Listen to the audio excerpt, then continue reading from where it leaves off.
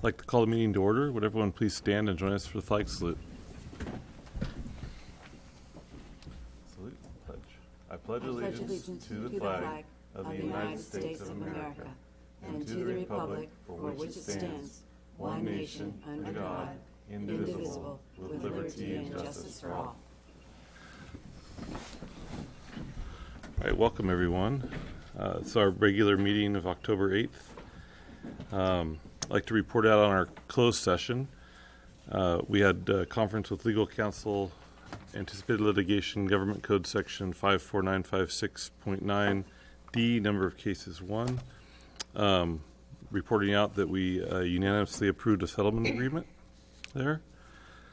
So we'll move on to item C3, approval of the minutes. Can I get a motion? I move to approve the minutes of September 24th, 2019. Second. Any discussion? All those in favor? Aye. Aye. Okay, move on to C4, approval of the agenda and consent agenda. I move to improve the agenda and consent agenda. A second. Any discussion? This is a roll call. Michelle? Aye. Rogelio? Aye. Jamie? Aye. Andy? Aye. And I'm aye. Okay, we'll move on to item E, public interest reports presentations. And E1 is our student rep report, and we have Ariana here with her second report. Welcome back. Thank you. Mr. Kevin Dolan, our new multimedia technician, began his duties on Monday, and the library is now open 4 hours per day, including during nutrition and lunch. Our FFA program will be competing against other FFA chapters tomorrow at the annual opening and closing ceremonies. I will provide an update on the final standings at our next board meetings. Students are now busy signing up for advanced placement exams. This is a charge from previous years where students had until April to sign up for the tests. This year's changes to the programs make the deadline during the month of November. Next week is homecoming and Mr. Warrior Week. Please join us on Wednesday, October 16th at the middle school to see who is crowned Mr. Warrior 2019. And on Friday, October 18th, during our football game, our homecoming queen will be crowned during halftime. Homecoming dance will be held Saturday 19th in the gym. Thank you. Thank you. Yeah. Okay, we'll move on to item E2 and recognitions. And Diana. Thank you. So I'd like to begin on behalf of Principal Corneo for the high school in Rincon. He would like to recognize Mr. Ray Vasquez, who's the assistant principal, for his support and care for students, parents, and teachers. At the middle school, Principal O'Shea would like to recognize Sonia Rodriguez, she's our registrar, for her willingness to help with any office task, her caring relationships with students and parents, and her positive demeanor. And then on behalf of Canalino and the family school, Principal Pursoon would like to recognize Laura Lee Collins, Christina Ballas, and Melody Aguila for serving as mentors for the new teachers on campus. Through the teacher induction program, these 3 veteran and dedicated teachers are modeling, coaching, and supporting the new teachers while providing excellent instruction in their own classrooms. And then at Aliso and Summerlin, Principal Fox would like to recognize the outstanding work of the IT department, Aaron LaPlante and John McClure. They are always so responsive to staff needs, and many times they solve problems remotely, which is almost immediately upon receiving a request. Their quick response time, efficiency, technical expertise, and friendly attitude are always appreciated. Thank you. So we'll move right into your report. Okay, so I'd like to continue with the recognitions, and I would like to recognize our new Special Education Director, Carla Curry, and the special education staff for providing quality programs for CUSD's special education students and families. The next item that I'd like to share is the 2019-20 enrollment. Our student enrollment continues to decline with 26 fewer students this year than last year. And in the past 3 years, enrollment has declined 116 students, or 5%. We have some information about a computer science network that is being convened in our county. CUSD administrators and teachers will participate in the Santa Barbara County Education Office Computer Science Network to develop a K-12 plan for computer science education for all students in CUSD. Currently, we have computer science classes at the high school and a media tech class at the middle school, but would like to develop more opportunities K-5 as well as the middle school. We'd like to offer congratulations to the Canalino's DLI program. It was featured in UCSB's research magazine for the Gewurz Graduate School of Education. We have been participating in monthly professional development on social emotional learning for students and adults with the AHA staff. AHA stands for Attitude, Harmony, and Achievement. There are 5 social emotional learning competencies that can be taught many ways across many settings: self-awareness, self-management, social awareness, relationship skills, and responsible decision-making. And the adults in all of our school sites, as well as in our district office, meet once a month with the AHA staff to discuss these competencies and also talk about ways to teach students these competencies. Another item is school safety. The recent news coverage of illnesses and deaths linked to teen vaping has increased our district's response to educating teens and parents about the dangers of vaping. Last week, California Department of Public Health issued a health advisory. Quote, it seeks to inform the public about the imminent public health risks posed by vaping any product, including the use of electronic cigarettes, as vaping has recently been linked to severe breathing problems, lung damage, and even death. At the high school, parents participated in an anti-vaping presentation in September, and all students at the high school received the same presentation in all of their classes. Freshman students also study the effects of vaping during their required health class.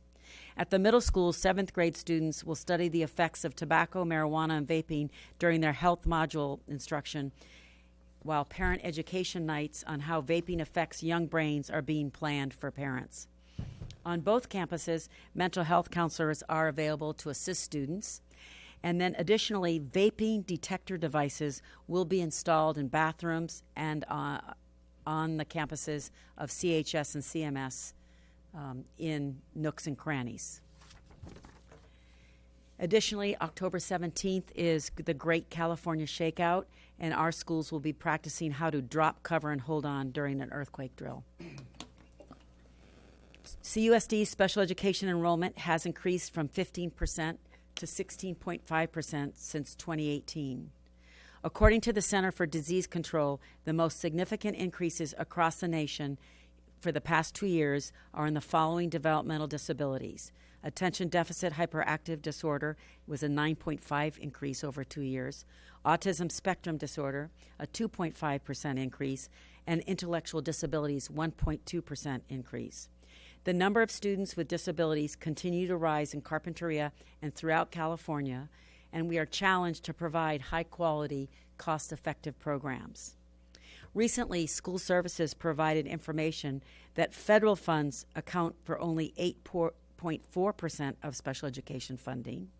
The state accounts for 25.7%, and on average, local funds in California are spending 65.8% of their funds on special ed. In our district last year, we contributed 69.6%, and this year it's 72.3%. So we continue to be challenged by providing high-quality programs, but also being cost-effective. The last item is Measure U, and I'm happy to report that construction has begun again in Catalino's Wing 1. That's classrooms 26 through 29. We really appreciate the teachers and students who moved to temporary portables. And we are also planning for summer modernization projects at the high school in Aliso, which will be underway next summer, which will be also as busy as the previous summer. Can I have a question? Sure. That's at the bottom of page 2. You talk about CMS 7th grade students studying the effects of tobacco, marijuana, and vaping. Okay, so what about 8th grade? 8th graders had it last year in their 7th grade health class. Okay. So this is the health class that's required. We Okay. teach required health modules in 7th grade. Okay. So they received the same information last year. 6th grade? 6th grade will receive it in 7th grade Okay. when they take the health class. Okay. All right, thank you. Thank you. Okay, move on to E4, first reading of our superintendent evaluation. Can I get a motion there? I move to approve the first reading. Second. Is there any discussion? All right, all those in favor? Aye. Opposed? Nay. Okay. We'll move on to item E5. What is it? Oh. D5? E. Oh, I'm sorry. I have a presentation for Oh, you do? I'm before. sorry. Yes, Oh. that's okay. Sorry. Yeah. So, in addition to the evaluation, I wanted to present to you tonight the progress of our annual goals from last year and then the proposed goals for this year. We now have our CAS results, so we can present that in a comprehensive presentation. So our first goal was to increase, and this is, you'll recall, this is the same as the LCAP goal, was to increase student learning with high-quality standards-based instruction that is differentiated for every student. And our criteria was for grades 5, 8, and 11. So 5 and 8, those are the grades, the exit grades, that students would perform at and above grade level, that more than 60% of students would perform at and above grade level proficiency in English language arts, and more than 50% of the students in grades 5, 8, and 11 would achieve grade level proficiency in math. Because you recall in 2017-18, we were close in third grade, but not close enough in the fifth grade. I'm sorry, in 2017-18, we were close in grade 5, but not 8 and 11. And we want to have all three grades. This year, we did meet the goal in 11th grade, but not in 5th and 8th. That's a really significant jump. Like, kudos. What happened? Well, I just want to be careful because, Yeah. you know, the jump is, these are not the same students. They're not the same students. And the other aspect that I want to point out is, you remember 17 and 18, we lost 18 days of school. Yes. So you really can't compare, Yeah. right? Okay. Yeah. But we look at the trend, and pretty much what I would say is the scores remain flat. And these scores, these achievement levels are very similar to districts that are similar to us in Santa Barbara County. And actually, the statewide average is as flat as these scores. They're about, the statewide average, it's about 48% in math, and it's 56% in English language arts. So we're right at the average, but that's not good enough. The expectation is that we meet the goal in the within these 3 years. We meet the goal of more than 60%, more than 50%, and we keep on increasing because we really should be over 80% of our students. Now, the good news is when we look at disaggregated groups, our English learners, we wanted 30% to be redesignated, and this year we had 37%. So we're going in the right direction because it's really key that we redesignate our English learners so that they can master the English language arts and math in English to be successful. Part of this goal was to let's continue. I can disaggregate by the schools, so let's keep going. So you take a look at Aliso School, and you'll see that we reported 3rd, 4th, and 5th for the last 3 years. What we are encouraged about is 3rd grade is getting closer to the goal, and also in math. So, and this reflects on the information that we have from the lower grades. This year, the teachers report that our 1st grade students are better prepared for 1st grade from kindergarten, and that our 3rd grade students are performing at a higher level. So the lower grades are beginning to perform closer to mastery. So that's exciting for us. But it'll take us a couple years to get to the 5th grade and the 8th grade to show that increase of achievement. So what is encouraging, though, is 3rd grade, 4th grade. If you look at 3rd grade scores, they're increasing at Aliso. Catalino, the same. But again, the caution is these are not the same students. However, I did look at data that is cohort data.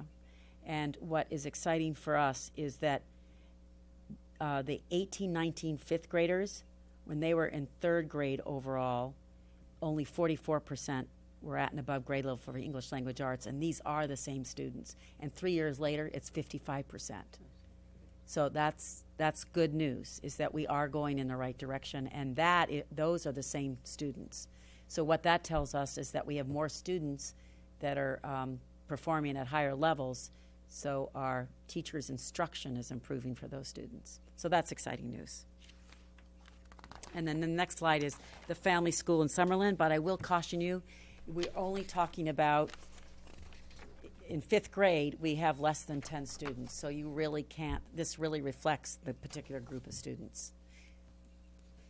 How big are your cohorts that you're referring to? Pardon me? The cohort you said of 151. 151, that one? Yeah. Okay. Yeah. Yeah. So if we go to the middle school, you'll see that the scores are pretty flat. What is most concerning, however, is math in the 6th grade, because our 5th graders are leaving at a much higher rate of proficiency, and then after 6th grade, they're not continuing that growth. So at the middle school, the 6th grade math teachers are looking at the data and disaggregating it and looking at the different groups of students. They're looking at their instruction, they're looking at their materials, they're looking at their intervention, and they're also participating in countywide professional development for math.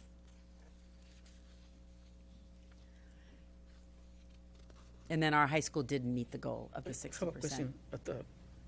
We're in the Columbia Middle School. The way I see it, 6th grade, 7th grade, 8th grade on English. I'm sorry.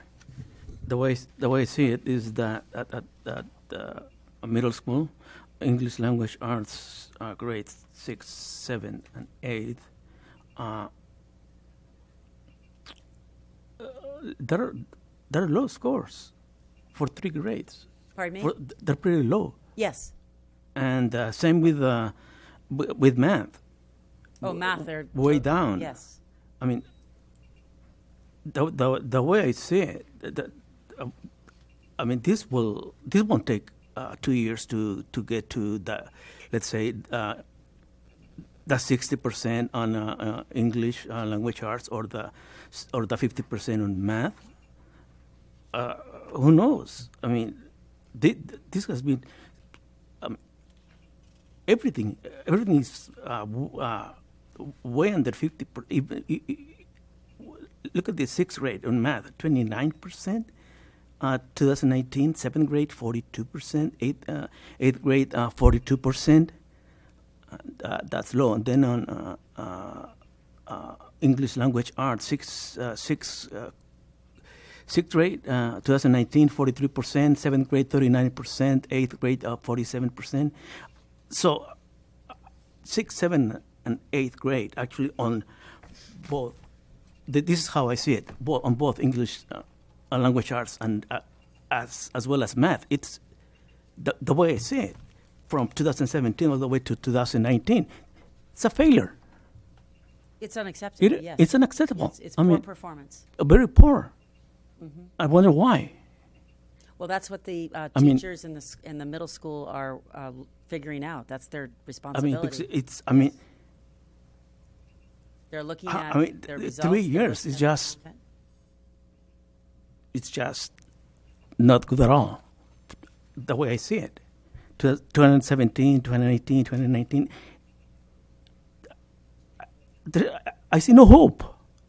I don't see any hope on this. No. Well, I no. would disagree. Look at this. I would disagree. I mean, show me. Entire generation is hopeless. No, I mean, something's wrong. Yeah, you do understand, though, what I said earlier, is that these scores are reflective of many districts in California. We're not any different than most of the districts in California. So it's not just our district that is struggling at the middle school with mathematics. Then, yeah, they understand, but that we should take a look not at other districts, but take a pretty close look at our district. That's what our teachers are doing. That's what they're doing. They've been. Well, they're working hard. The students are working hard. I look like they haven't been doing it for 3 years. That's how I see it. I just hope that they look better. That's how I see it. Well, they're monitoring student progress on a 6-week basis right now. Right now, they've looked at all the students who are not achieving higher than a C in their math classes, and they're determining how they're going to intervene with those students. So they are monitoring the progress of students in math. I hope they do, because this is I would call it an emergency.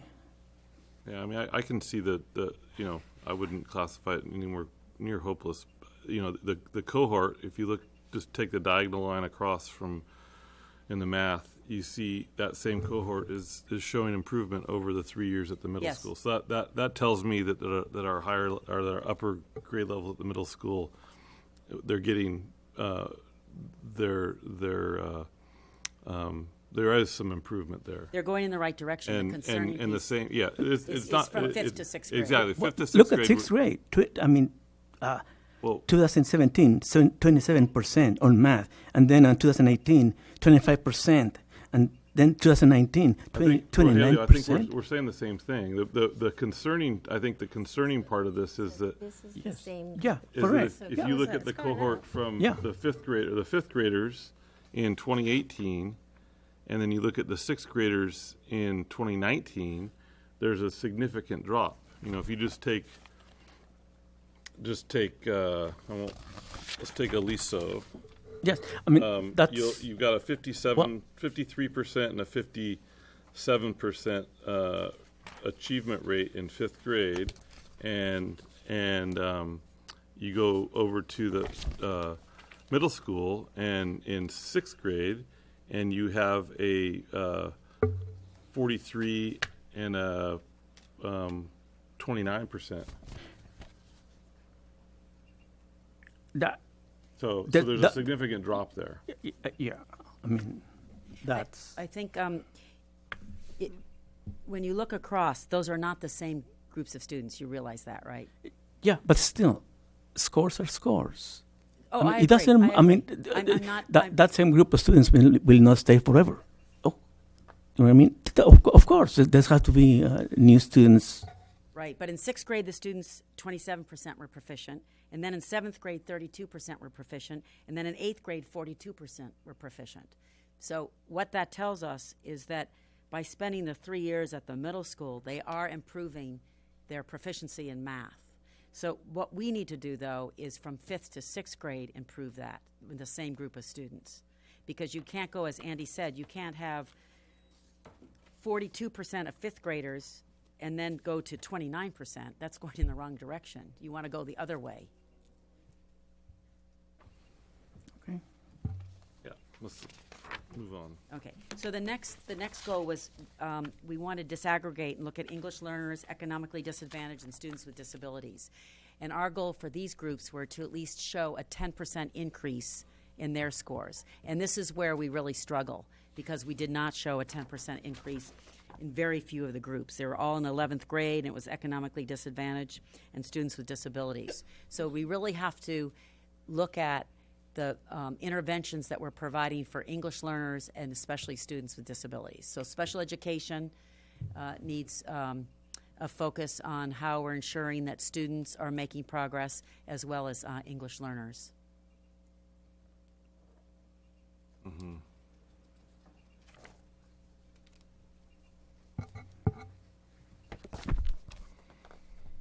The second goal is more related to school climate. All students actively engage in learning and participate in a positive school culture in partnership with parents.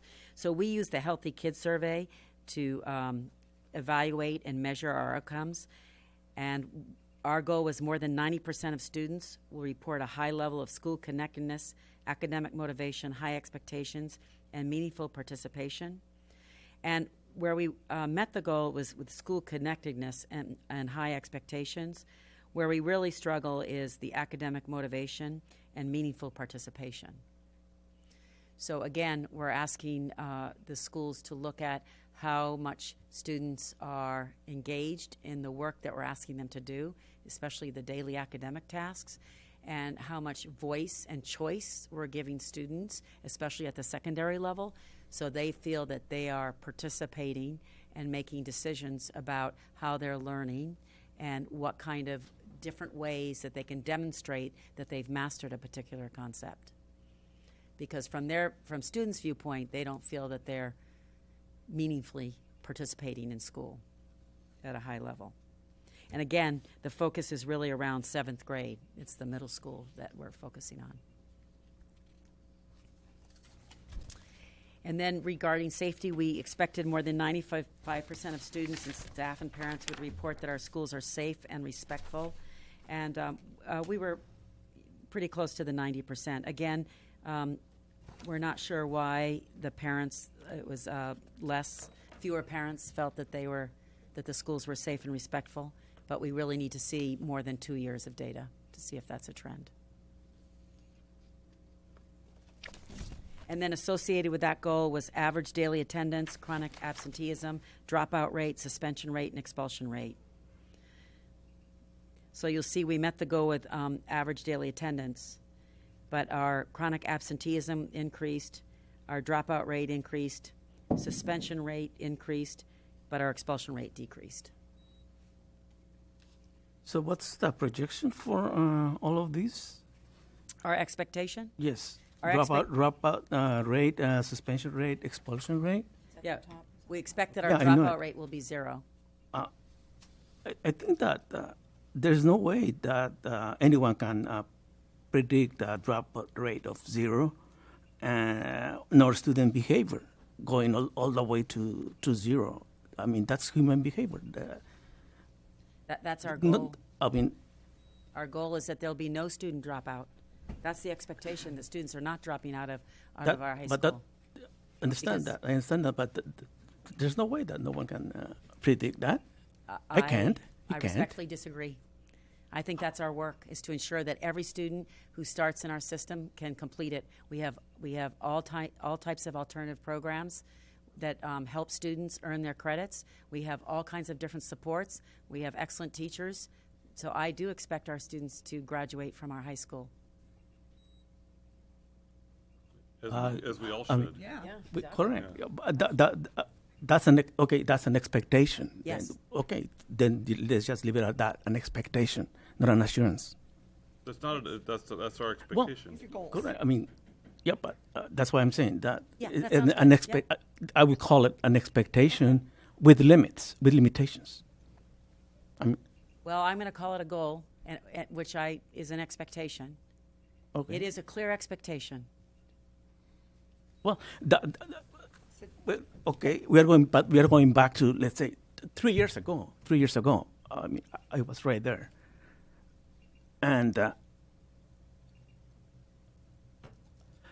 test scores were red, and they were down. I mean, 3 years ago, 2016, I was as a community member, I was promised things will get better, test scores will get better.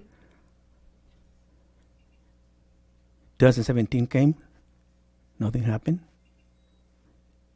You came in, nothing happened. And just like I said, just take a look at the middle school. I mean, that is the same thing that I'm saying. You cannot predict, well, this test scores will improve within 2 years or so. They may remain the same. They may drop, or they might go up. So I leave it at that. It's just that. That's why there's a budget, a $29 million budget to hire the best. So I mean, that's what I'm saying. what would you set your goal at, Rogelio? Well, I mean, I would call it expectation with you- with limits. With limits. To have a higher goal of dropout, like 2% of the kids should drop out, or Well, I mean, I'm just trying to figure out range this no. specifics. No. What I'm People saying is that I've been told, well, this is Disneyland. It's not. It's not. There's no complete daylight out of district. No, it's not. There's some darkness there that we need to clear up. That's how I see it. And you might agree, you might disagree.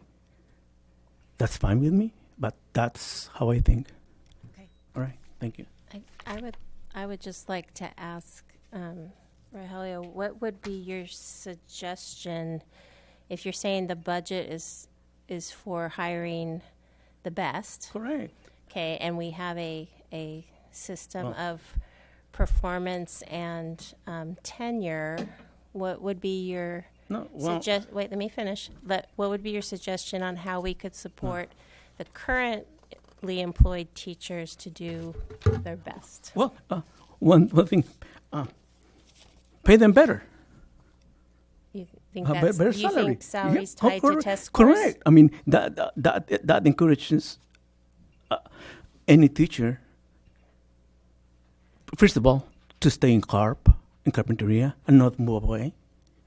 And that because will actually, a student will see the same teacher, whether it's certificated or classified employee, will get used to see that Do we that have teacher teachers every that year. go away? Well, okay. You should know it. How many teachers do we have in our district currently? About 175. Out of 175, how many of them live in town? Live here? Yeah. I don't know that. Oh. Quite a few. Well, give me a number. I haven't been in the district in 9 Well, years. I can't give you a number, but uh, there's quite a few that live in town. Okay. Can you provide me a list of how many teachers do we have living in town? Sure. That do not. Well, that live in that Santa Barbara. okay. Well, that's well. What about Oxnard, Ventura, Are you Goleta? are you saying teachers are holding back their best effort because of salary? No. This is no. I'm talking about the young teachers, the ones who come to Carpinteria expecting. Okay, what's the starting salary? Well, it depends on 42,000. Well, it depends 43.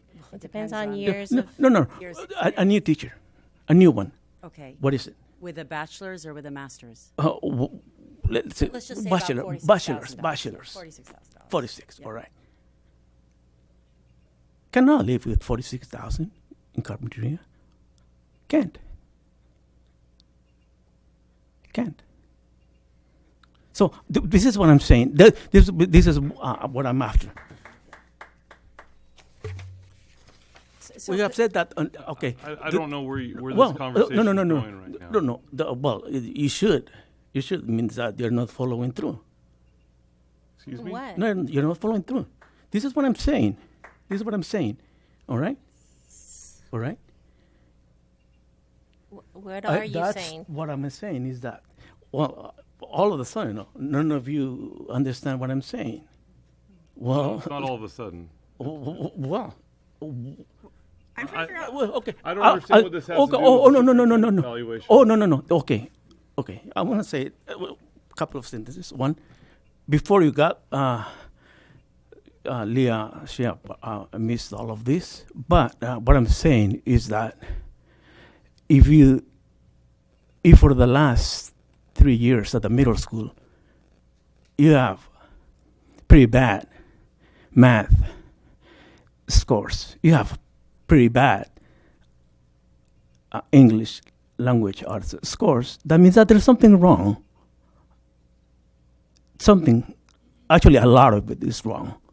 And as a board member, not as a community member, I don't want to see that. So that for 3 years, can't believe the scores. You should know them. I mean, I would call it a failure on math and English for 6th, 7th, and 8th grade. That's unacceptable, not to me. So that's what I'm saying. Keep those teachers, keep those classified employees young, mainly the young ones. Keep them in CARP. Keep them at the middle school. Keep them at Canalino. Keep them at Aliso. I want to see that student, see that teacher a year, 2 years, 3 years. Not, well, after a year, gone, because of all of these. I mean, we just had 800,000 cuts. And from what I heard last board meeting, there's going to be more cuts. Well, what's the average of our reserves right now?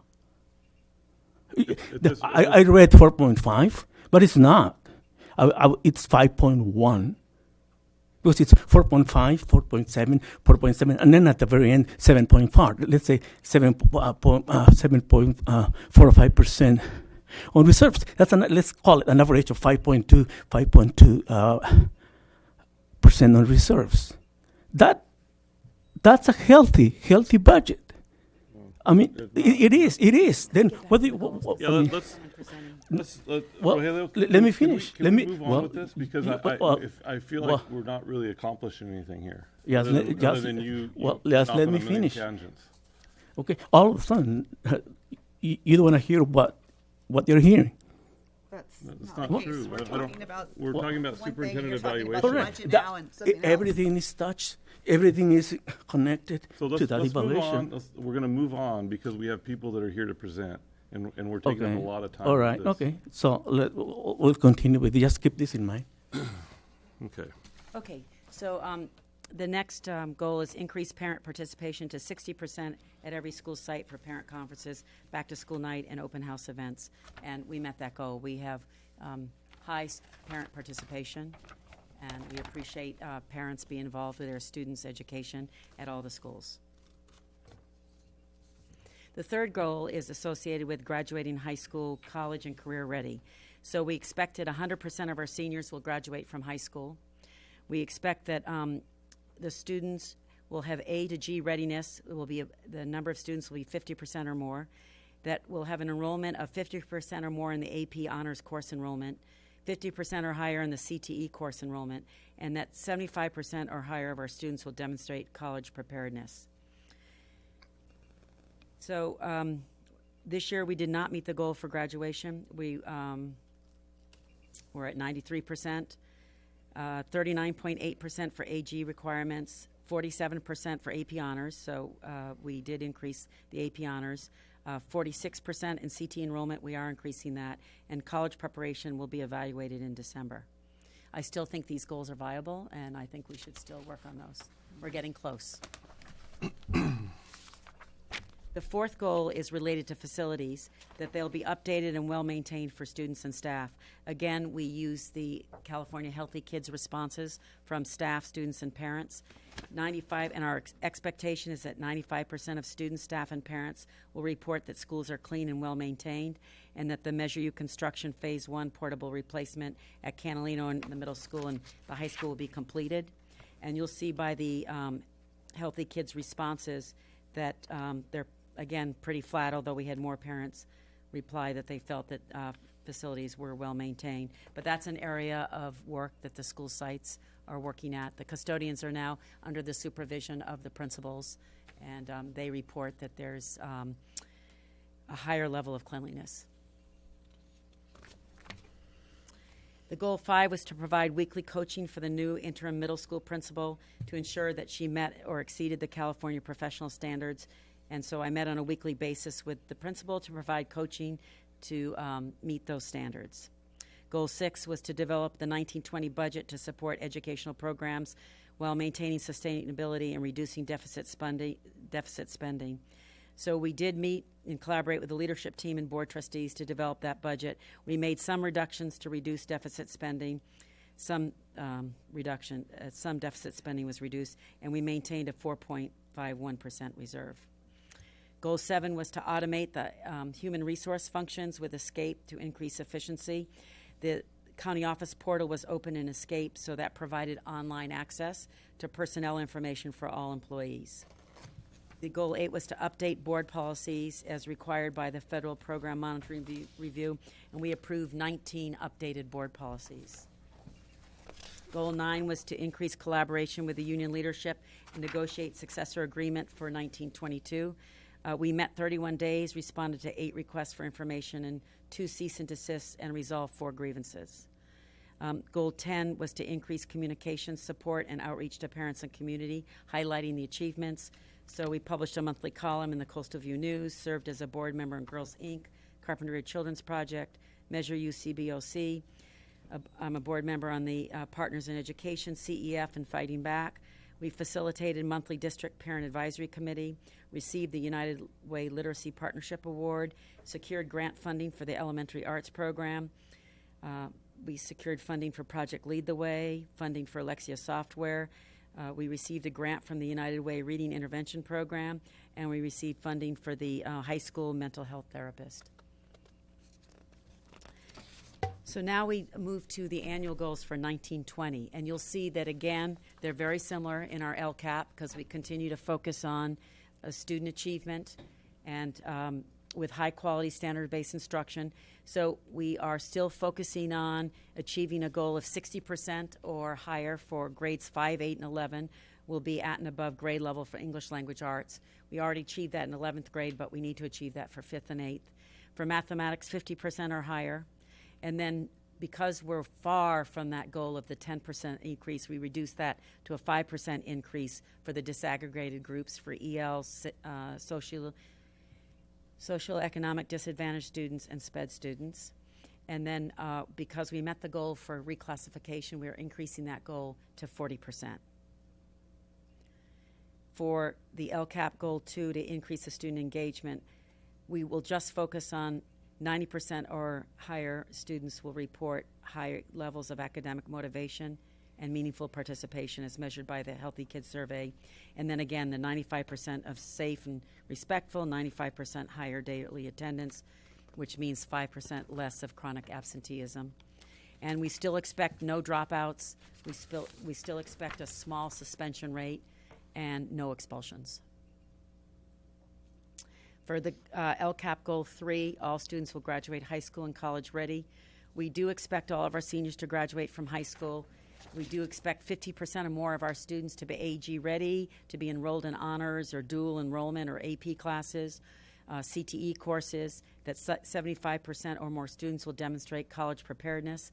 And then currently, 13% of our students receive the state seal of biliteracy, so we're going to increase that goal to 15%. And then for our facilities are updated and well-maintained for students and staff.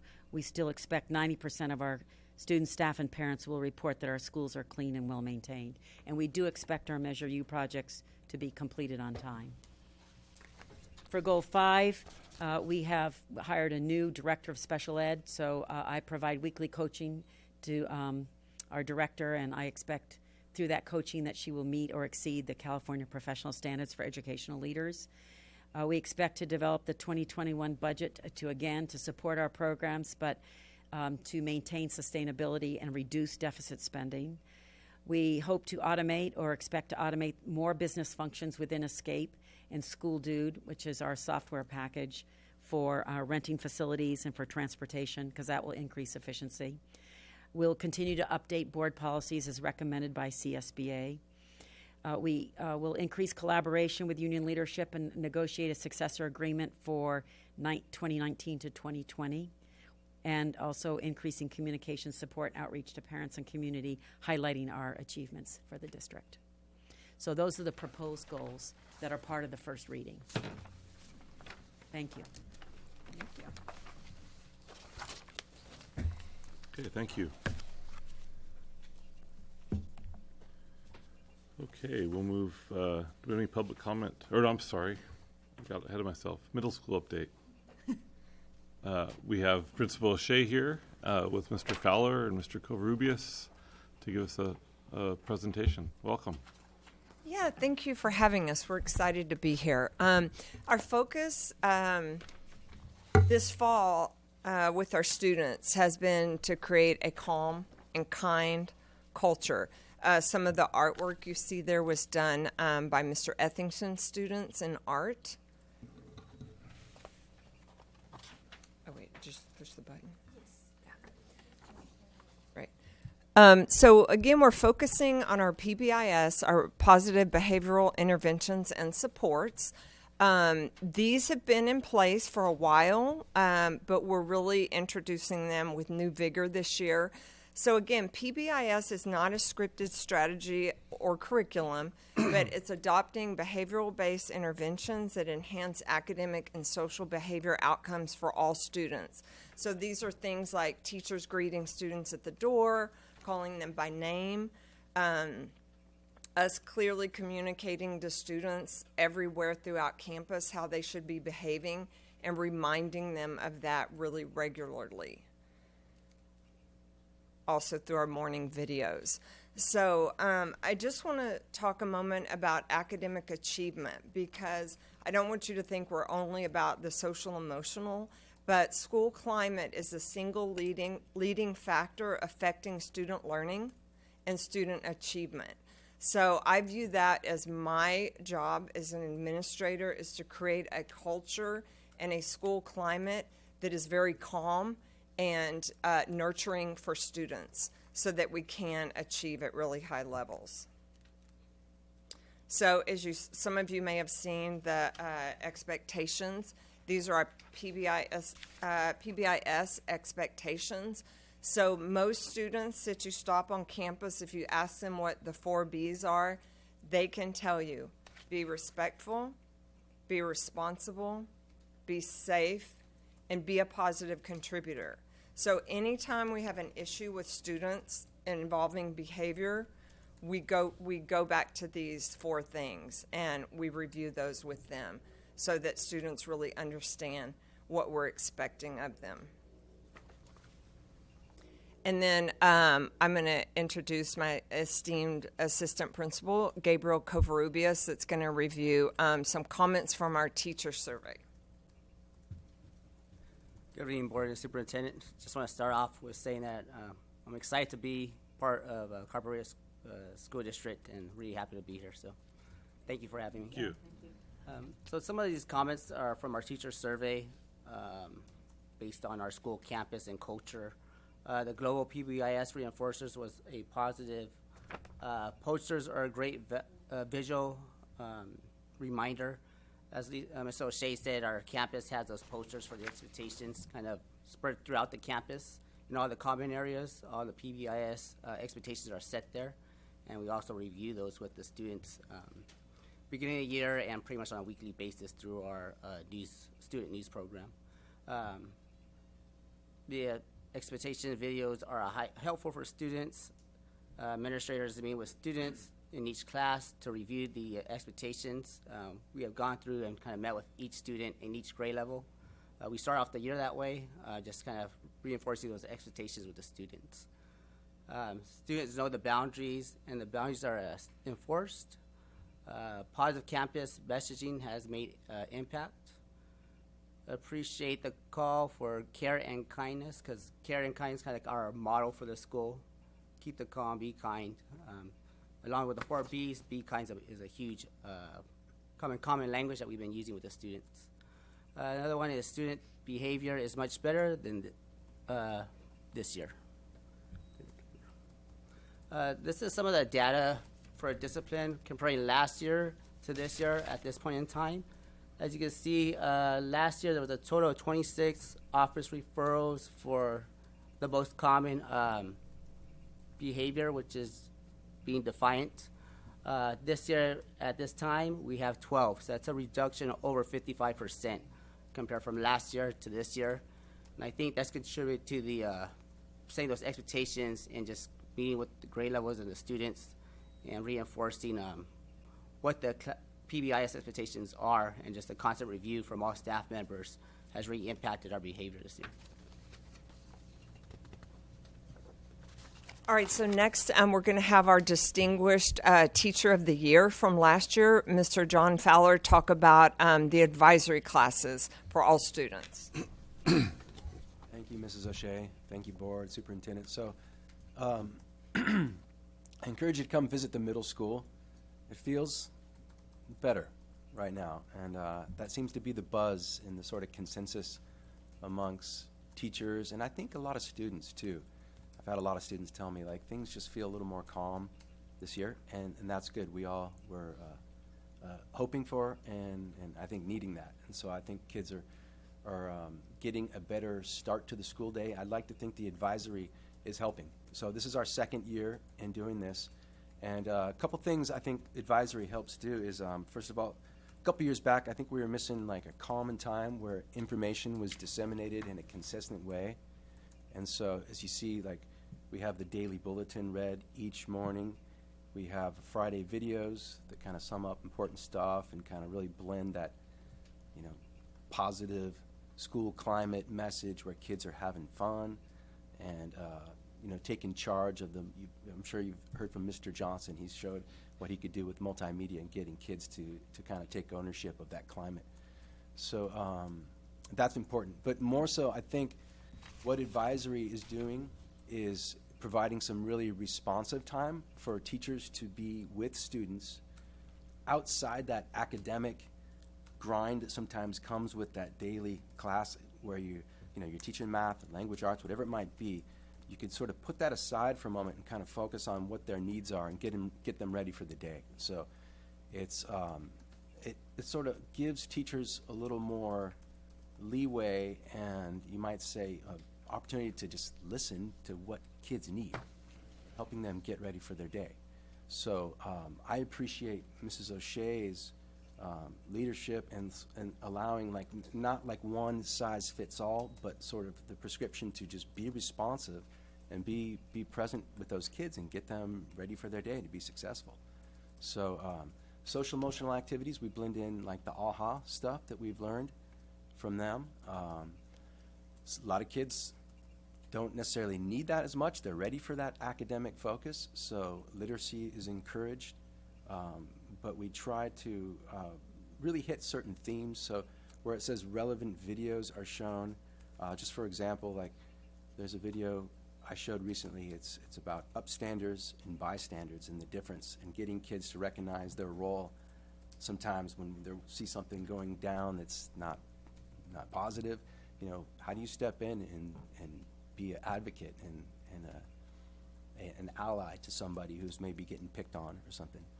And resilience, grit, being the sort of the cheerleaders of the kids in the morning and trying to help kind of form that growth mindset, modeling that, and also just having some fun time, like, you know, making sure we blend in a little time for a little game.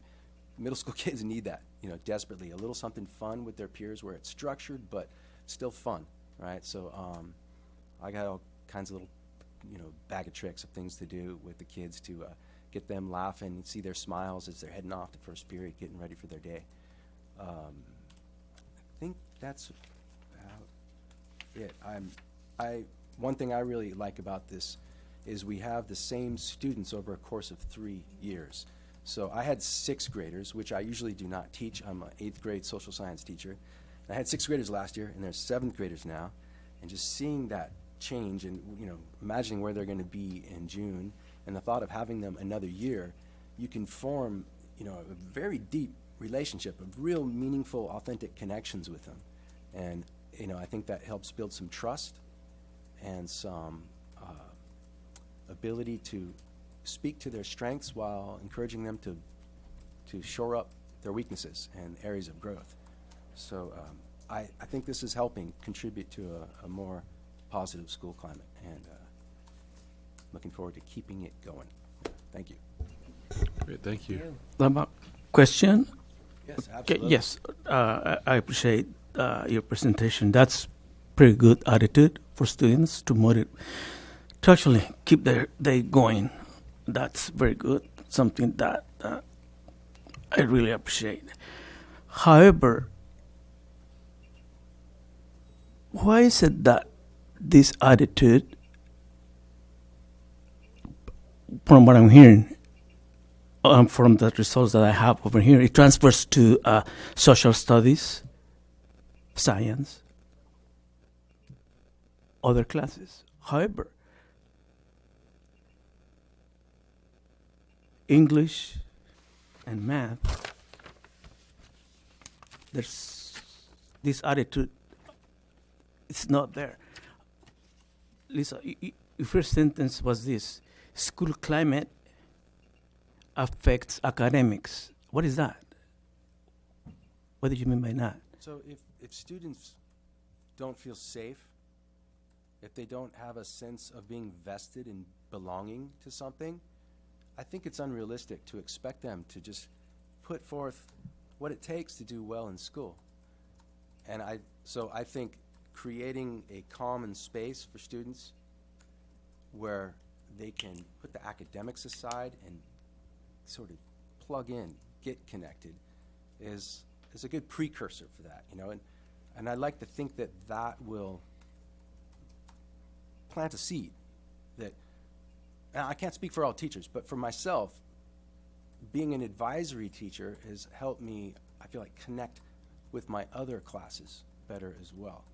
What would you recommend to the English and math teachers to improve scores? I mean, I'm not talking about That's a great question. I'm not talking about a semester. I'm not talking about 8th grade. No, I'm talking about 6th, 7th, and 8th grades of English and math scores. Actually, unacceptable. 3 years, for 3 years, 6th, 7th, and 8th grade students. Any suggestions? Asking me, well, first of all, I just don't feel like I'm the person to tell my colleagues who teach math and language arts, you know, what they should or shouldn't do. I just don't have the lens to see what they're doing from day to day. So Lisa. I couldn't give you an answer right here, right then. So I look forward to, on November 14th, sharing our single plan for student achievement with the board, at which point we'll go over the data. But we did show in all areas except for one, we did show some growth and improvement of test scores last year. So we'll go over that at that point. Which one was that? Because the statistics that I have, there's nothing. I'll be sharing the information from 2019 coming up in November. But I think the idea is if students can come into a classroom and sit down, and the atmosphere and the culture of the school is where they're not feeling like they're going to be jumped in the bathroom or they're not going to be harmed, that people care about them and they're seen as an individual, and that we're happy that they're there, they're going to do better in the classroom. That's the hope, because the way I see at these numbers, there's Right, and we're working on those. You will see improvement. So here's a short video we put together for you guys with the help of Curtis Johnson.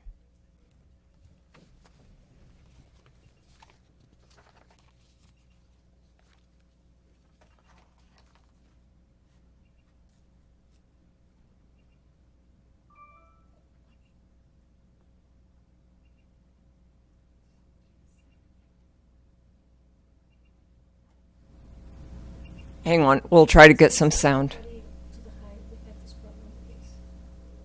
Oh, shoot.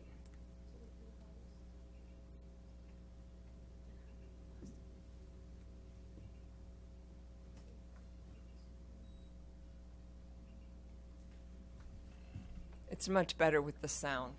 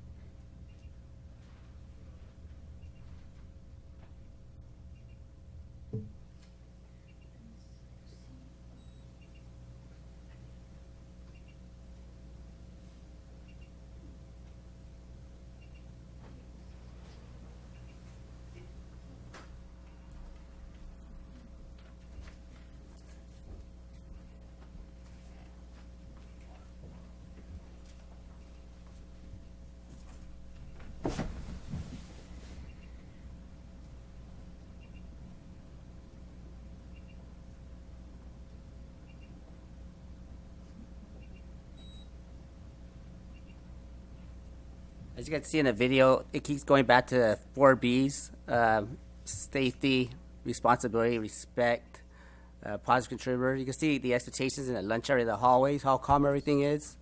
The video prior to that was our lunchtime, and students in line. The expectations are set throughout each common area for how to line up, how to walk the hallways. So again, you can see the calmness in the hallways, common areas, and in the classrooms as well.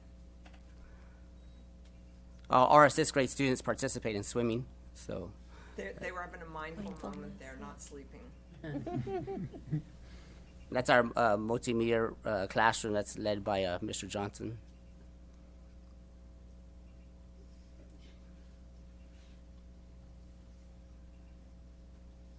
And CMS really, truly is a great place to be. Coming from outside the district and coming into CMS from other middle school, neighboring towns, it is a great place to be, and I'm really happy to be there. I can see the excitement in the students every day. I stand in front of the gate door and greet them as they come in with a good morning. And at first they were kind of shocked by that, but now I see them warming up to me, telling me good morning back to me. How you doing? How's it going? Have a good day. It's a good feeling to start off in the morning there. So I invite you board members to come by, stop by, see us greet the students in the morning, and see our campus and how great it is and it's going to be. With all the things we have in place and coming along, you'll see the growth. Growth takes time. 3 to 5 years is like the window you see things happen. Like I said, I'm new here, but I know things have been in place for a while. So with time, the growth is happening. As you can see by what the teacher survey Mr. Fowler was talking about, there's a change, and it's a good change. So I invite you to come and check out CMS. Like I said, it's a great place to be. Thank you. Thank you. All right, thank you. And we'll post that video to our website, so hopefully you can watch it With sound. from the comfort of your own home with the music with it. So thank you. Thank you. And Thank you. Can I make Yeah, a we have comment? So I just want to say I really appreciate your presentation. It is really clear that the three of you are a great team and really model the calm and, respect that you're wanting your students to do, as evidenced by taking some hits and comments about the academics. So we know that the social emotional piece, especially in middle school kids, is equally as important as the academics. And with your direction, I know that those scores will change. So thank you. Thank you. I appreciate those comments. Thank you, Lisa. Great. Thank you. Okay, we'll move on to public comment. We're going to start with Meg Sandu.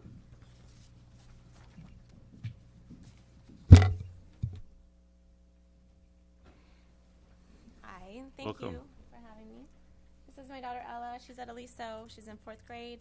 This is my son Zach. He's in 1st grade this year with Miss Via, who's a new teacher.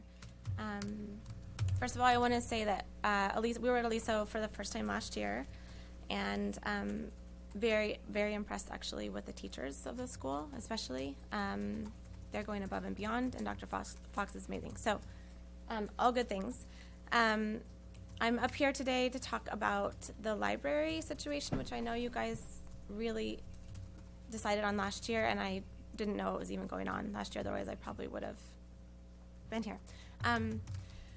So Ella actually improved last year a lot because of the AR program. She won an award for reading a lot of books and was really excited to read, and it just really motivated her a lot. And so this year it's been a little bit different. She's not finding things to read as much, and I've just noticed this different kind of feel. And today, literally, I found out that the kids only get 1 hour at the library every 2 weeks, and that sometimes it's not even open to return books or do anything like that. And so she literally sometimes can't even go to the library, and that on top of that, the teachers are seeing a huge drop in the AR numbers. Kids are only reading at I don't have them. I didn't know I was going to be here tonight, but I can get those for you guys. But the teachers are really concerned because AR numbers are already really low. And then the third thing is that kindergarten and TK don't even have access at Aliso because there's not enough time slots, I guess. And that really concerns me because a lot of the kids at Aliso have working parents. They have parents who can't even read to them in English at home. And so if they don't have a place at school to go to, Miss Soto is incredible. Like, she will say, here's a good book for your reading level. Here's what you need to be reading. Here's a good section for you to look in. Bilingual, like everything. I'm just concerned because if we want our kids to read and to be literate and to fall in love with education, which is kind of the goal to get those numbers up that I'm seeing that are low, it starts with TK and kindergarten, and it starts in the libraries where they can explore the world that they want to study. So I guess my question to you is, I know it has to do with budget, and I know that that's a bigger issue, but I don't know what's more important than reading. I don't know, if we're not starting young, when are we going to start, you know? So I would just love for you guys to consider it, and I'll try and get numbers on my end, or, you know, what I can do, and if we have to wait for numbers to come out, I would love to support Aliso, I guess, because I feel like they need a little rally. So that's it. Thank you. Thank you. Next, we have Mr. Hochner, and Eric Lewis and Mackenzie Arnell have seated at the time. Before I speak, I want to thank you for advocating for the libraries. This is an ongoing concern and topic that we believe district leadership is well aware of, and we hope that they hear you.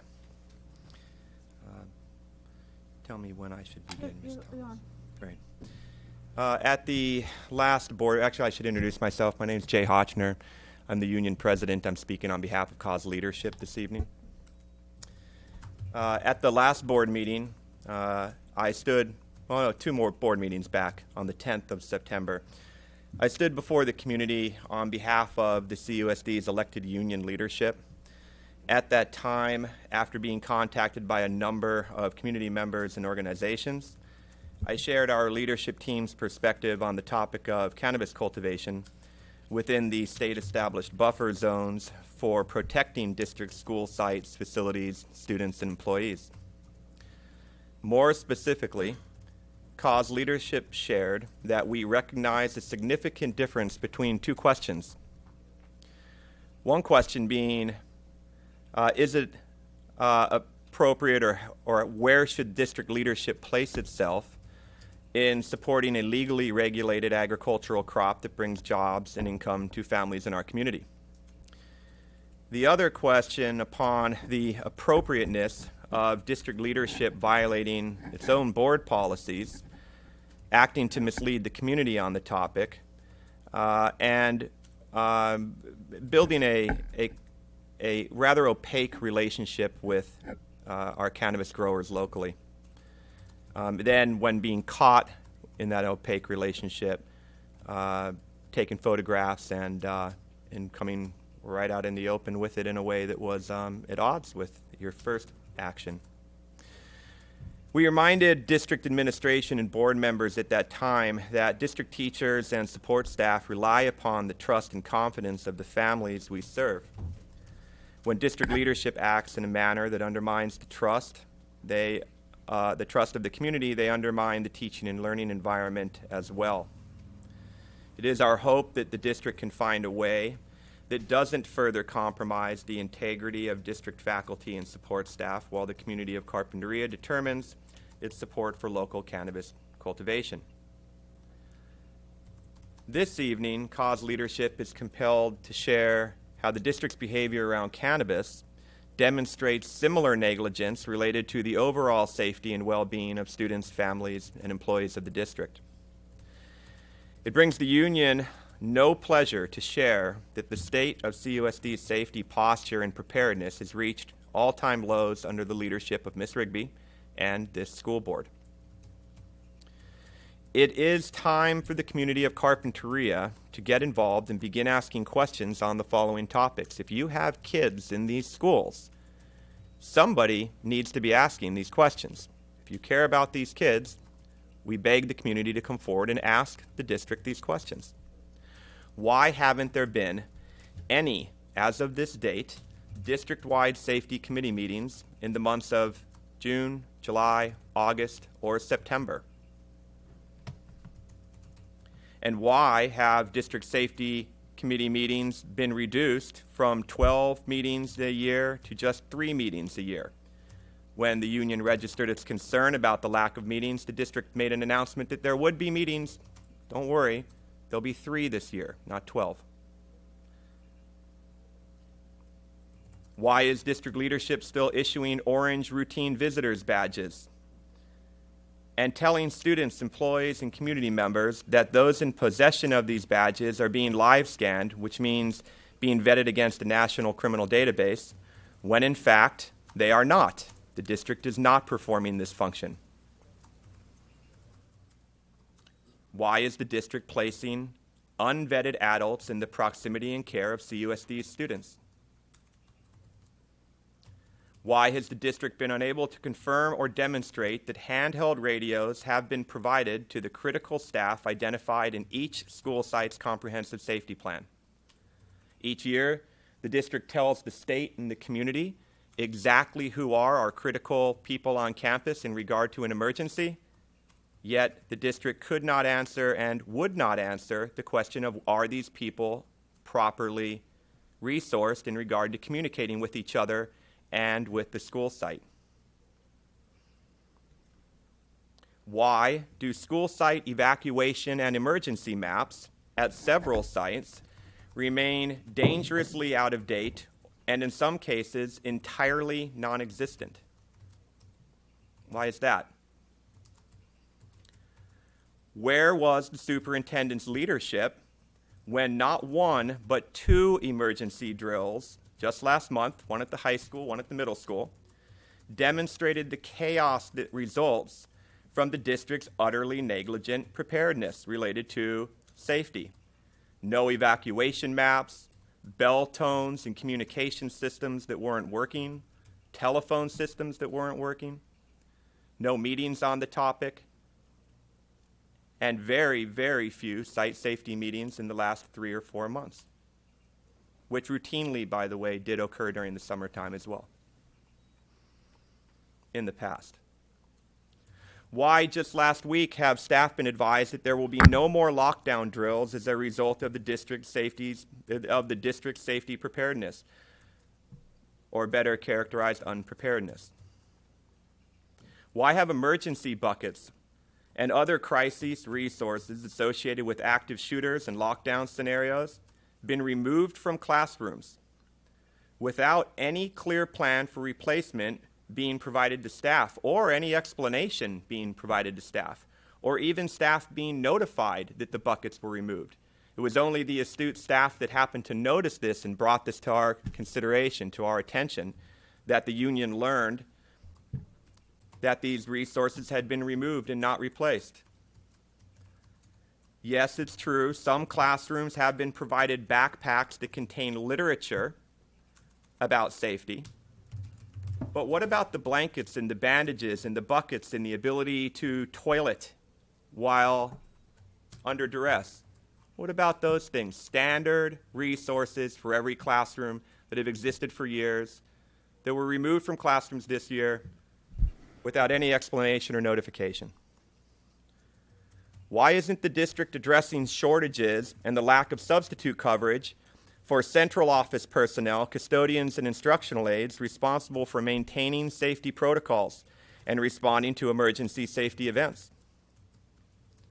How long will it take the district to address significant delays and the current inability to maintain site safety documentation critical to the well-being of the student body?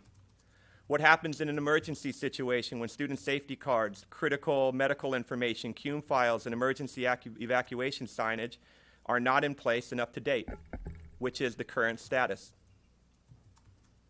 Why hasn't the CUSD begun to advocate for district students and employees in regard to violations associated with the established buffer zones for cannabis cultivation? Is it appropriate for district leadership to take grant monies from the local cannabis cultivators while failing to advocate for the maintenance of both buffer zones, the very buffer zones that are designed to protect the safety and the health of district students and employees? Is that appropriate? Why are classes being held in rooms across the district that do not have access to either basic phone service or intercom communication? that can't hear emergency bells or bell tones, let alone any verbal emergency communication being anywhere near the proximity of where these classrooms are. What kind of response to emergency safety events does the district anticipate when principals and office staff cannot even communicate with the entire student body and faculty during an emergency event? Again, union leadership asked the community of Carpinteria to seek clarification on these safety-related topics. Only the community can generate the kind of attention that seems to both motivate and hold accountable Thank the you. superintendent and her offices.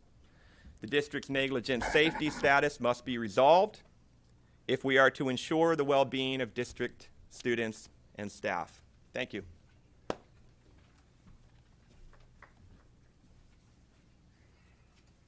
Okay, we'll move on to F and board policies.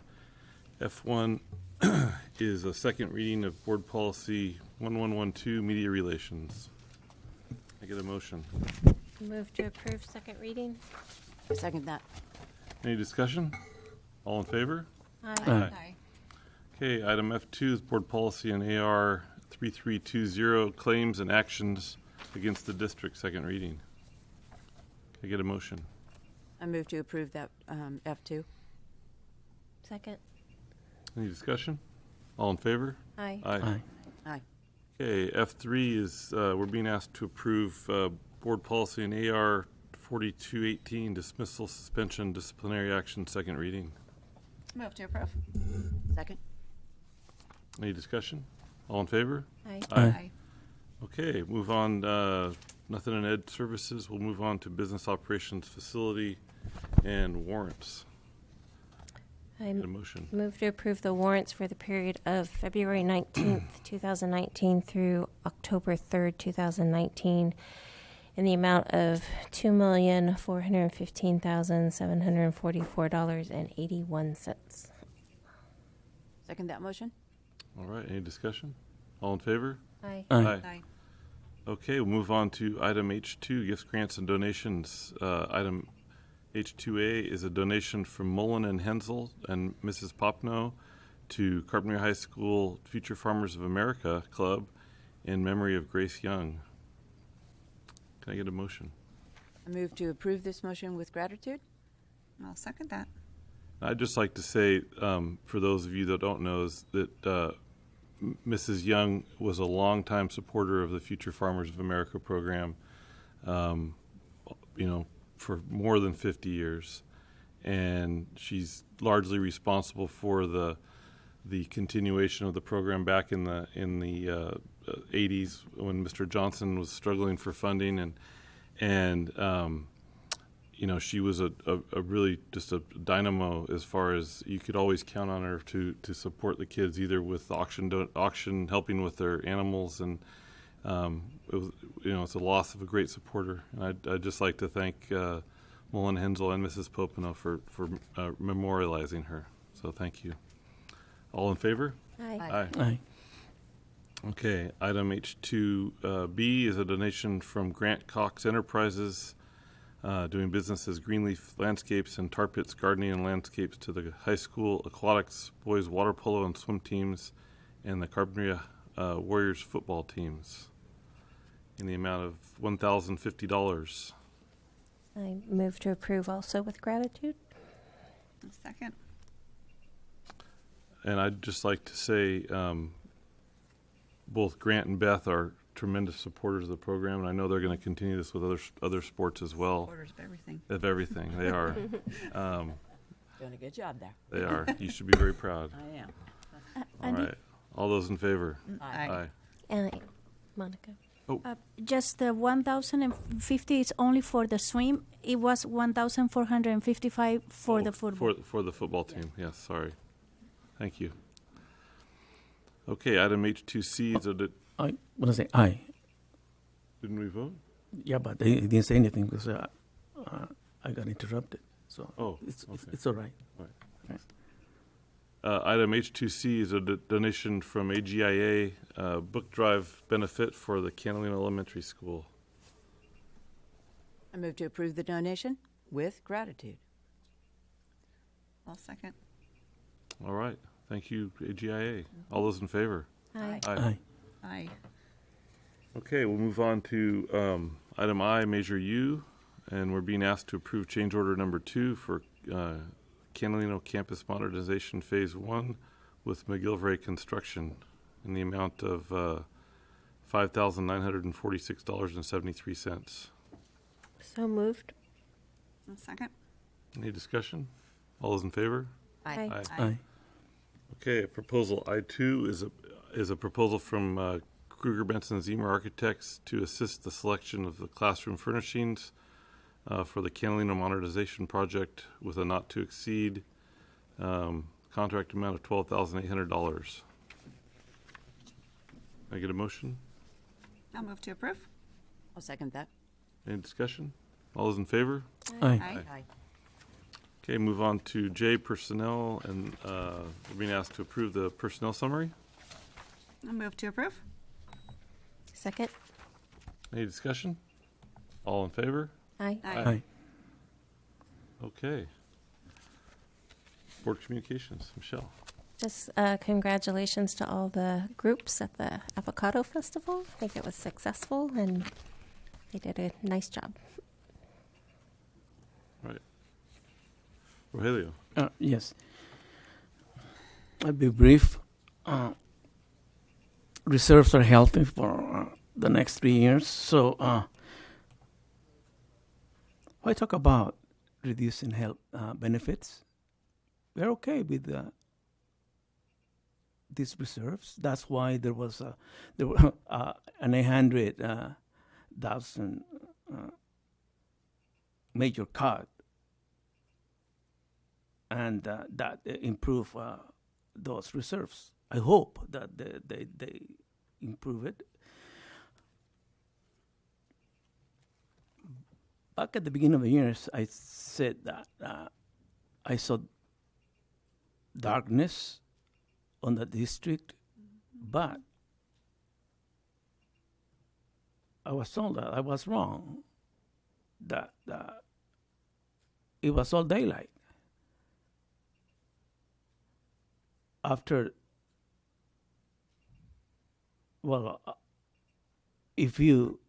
That was before that huge 100,000 cut. That tells me that I was right. That was when I came up with Disneyland. Well, you're telling me that we are living, that our district is the happiest place on earth. It's not. I'm quoting myself. I was assured that I was mistaken.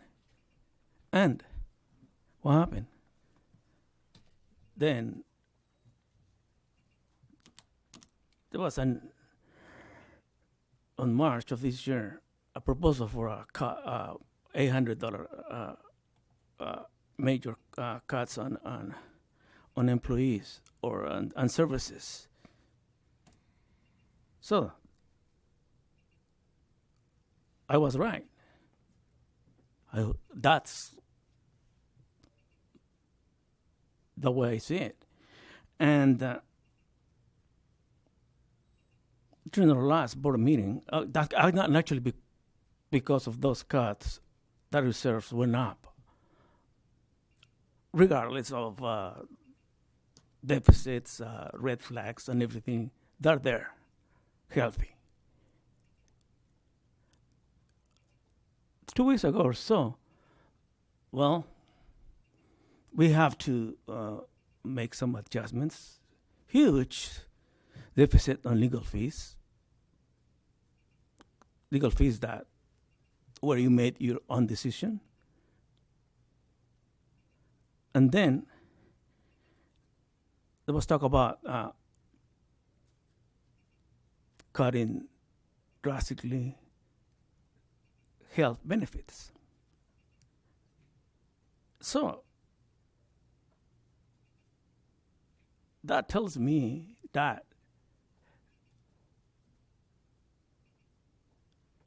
there's daylight, but you want to see it as darkness. So please double check on that. That's how I see it, and that's my opinion. But it looks like what you're seeing is not out there. Thank you. Thank you.